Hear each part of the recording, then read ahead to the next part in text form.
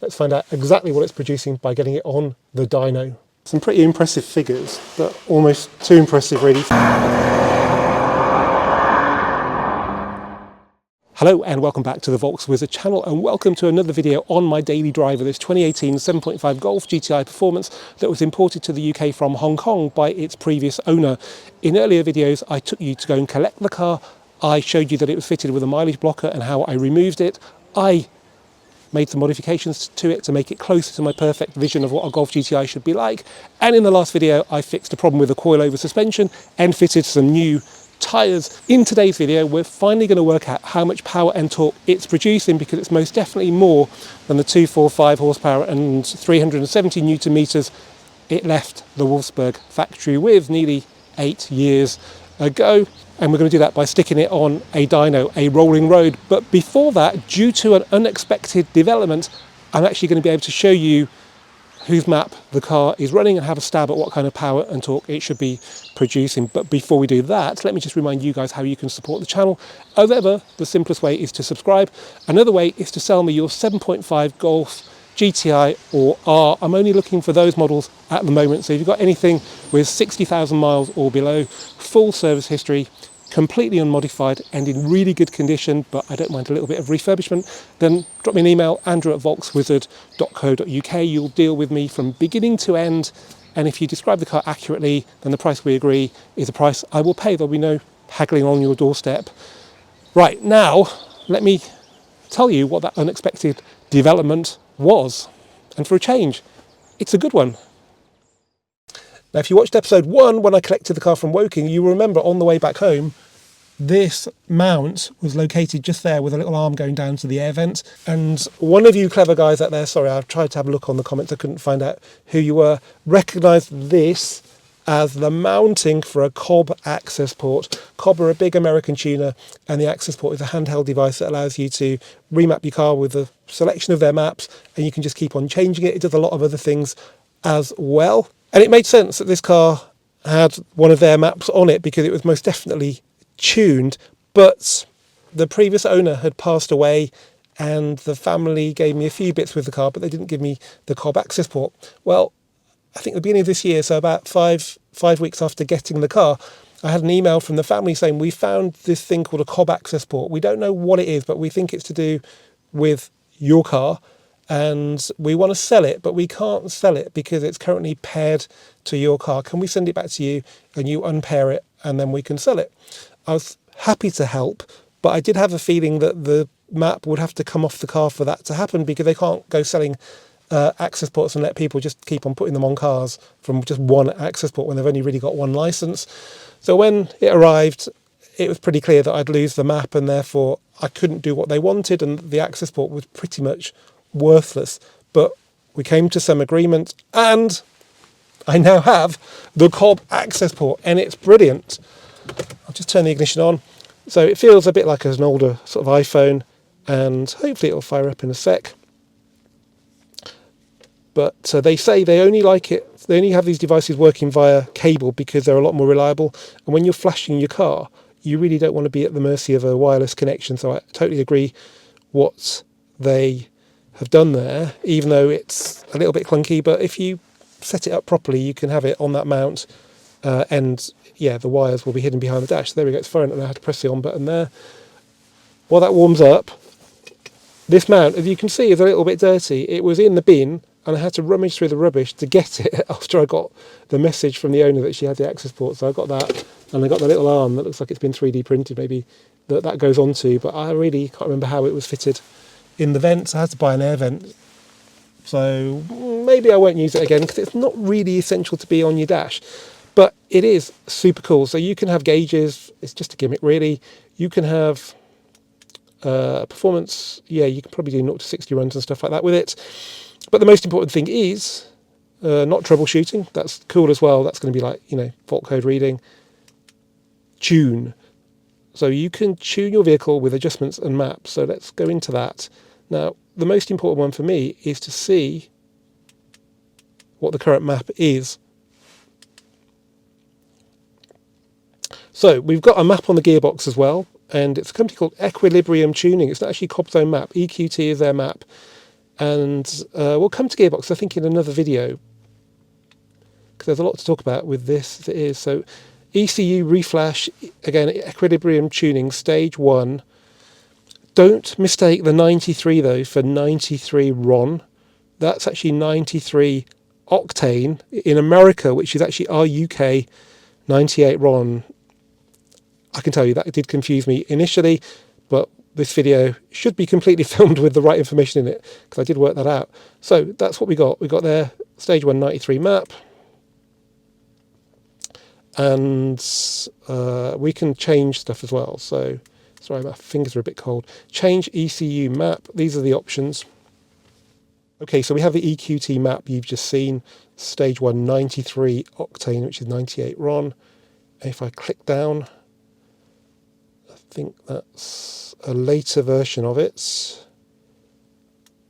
And then there's a stage 0 one, which is probably remapped to stock pretty much. And then, confusingly, with the Cobb maps, they use the RON thing rather than the octane number. So 95 RON is a less punchy map than the 93 octane one. Oh my god, you can see how this gets confusing. There's also a Cobb 98 RON one, which is the equivalent of 93 octane, and a later version of that, I think, yeah. And then we have valet mode, which you'll be familiar with other stuff. It restricts the power when you give the car to a dealer or a valet parker. Vehicle anti-theft mode, that stops the car starting, which again is pretty cool. But really, the maps are what we're interested in.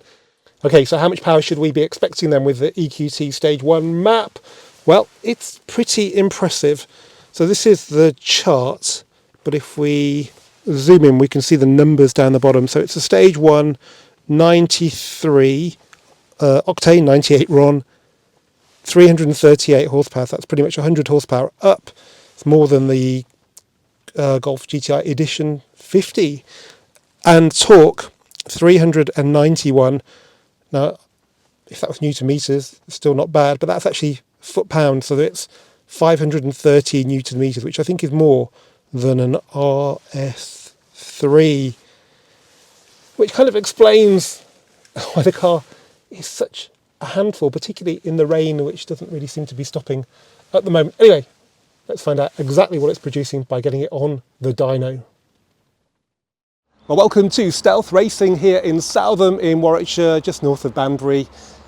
I don't know if they've been on the channel before, but I've definitely worked with them on magazine articles before. They had my project GTI Mark 5 Edition 30 in here about 2017 when we fitted a Jet-X exhaust. They've been here for 20 plus years. I know that because they used to host rolling road days for Club GTI, and I brought, I think, a Mark II 16 valve here. Anyway, the car is, I think, warmed up, ready to go. The dyno entrance is on the other side. Let me just show you their reception, because you don't see many garages like this these days. It's not the plate glass slickness of a main dealer, but it's much, much cooler.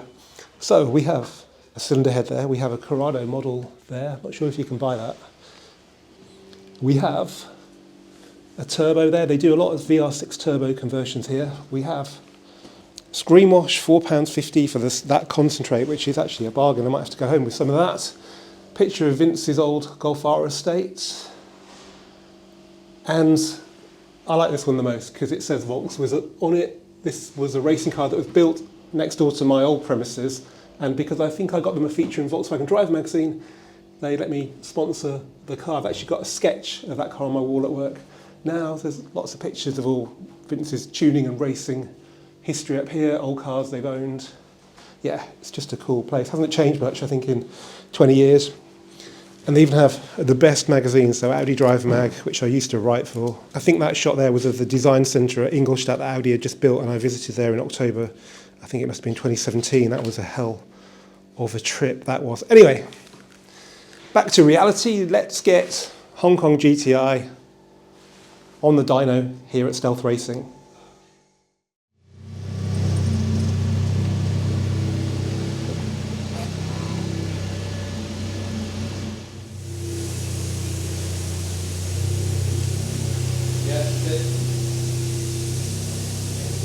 It's great. A little bit of level.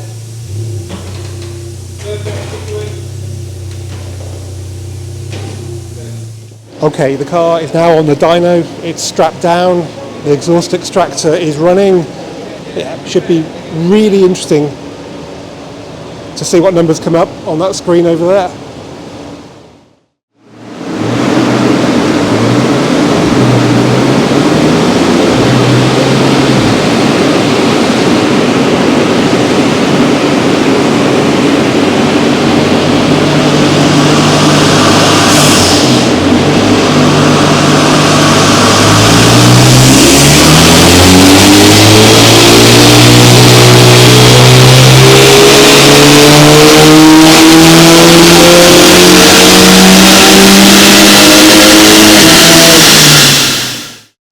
Okay, so on that run, we have some pretty impressive figures, but almost too impressive really. 330 metric horsepower, 580 Newton meters of torque at 3,000 RPM.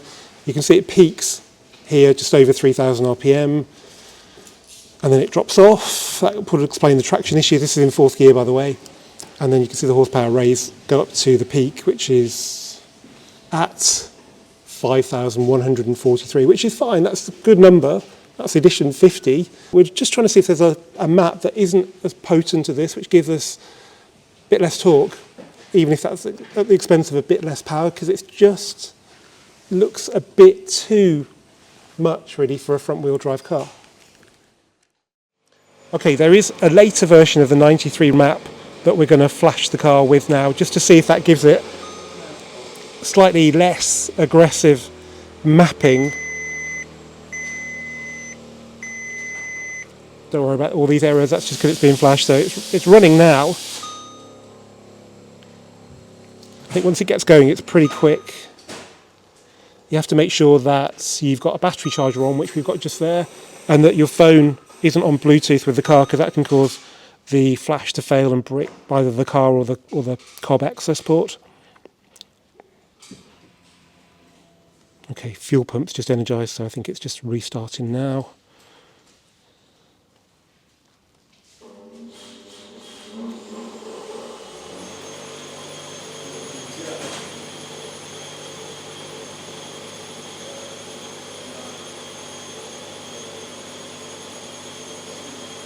Okay, sorry about the background noise, it's a busy workshop here.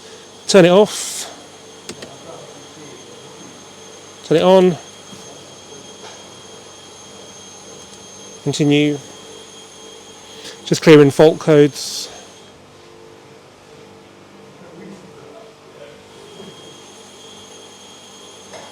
And now turn it off and wait 15 seconds, which gives me enough time to put this on the floor.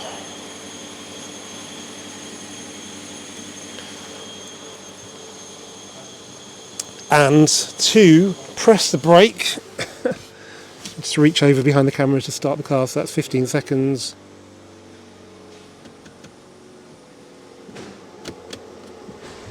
And she's alive. Okay, so let's give it one more run on the dyno now with this map and see if the numbers are a little less crazy.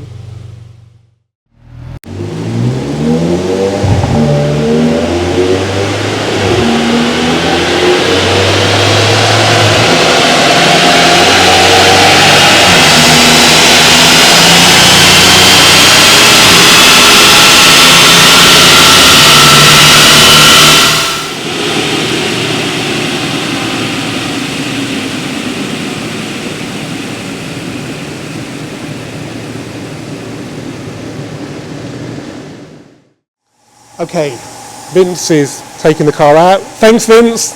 That actually worked out better than expected. So we just used a revised version of the map, and the plot in yellow is the new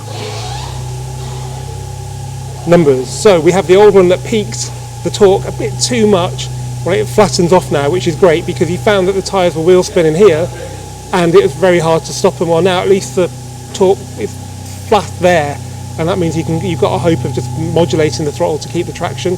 That's good. Power's come down a bit, but we're still big numbers. So before we had 330 horsepower, now we've got 318. That's more than enough. And now our torque's come down from 580 Newton meters to 550, but it's not really just the numbers. As I said, the plot is the important thing, because we have a torque plateau here, which is what you want. So that makes it a lot easier to drive. So it should still feel pretty punchy, but it should feel a lot nicer to drive now.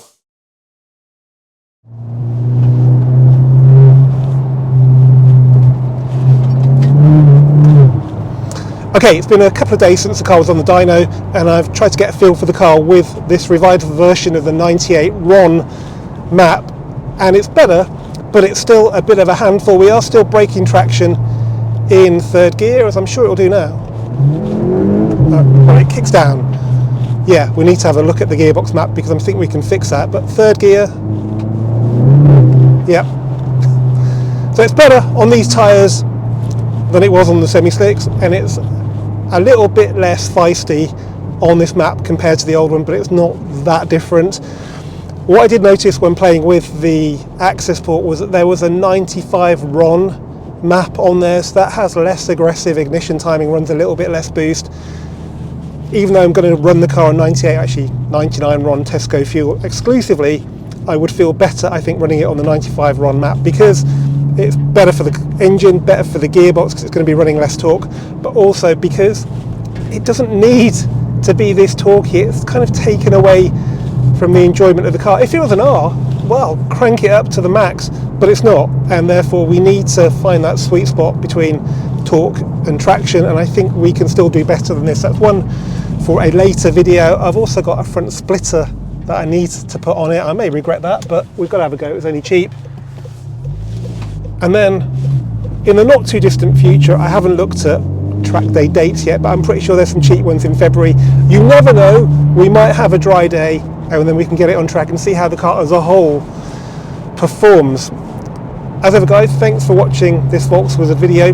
Big thanks to the guys at Stealth Racing in Southam in Warwickshire. If you're looking for a VW specialist in the sort of Leamington Spa, Banbury, Southam area, then give them a try. They don't just do Corrados, Mark II Golfs and crazy tuned 7.5 GTI. They'll service anything, and they're good guys. See you for the next one very soon. Pothole reported ahead. Of course there is.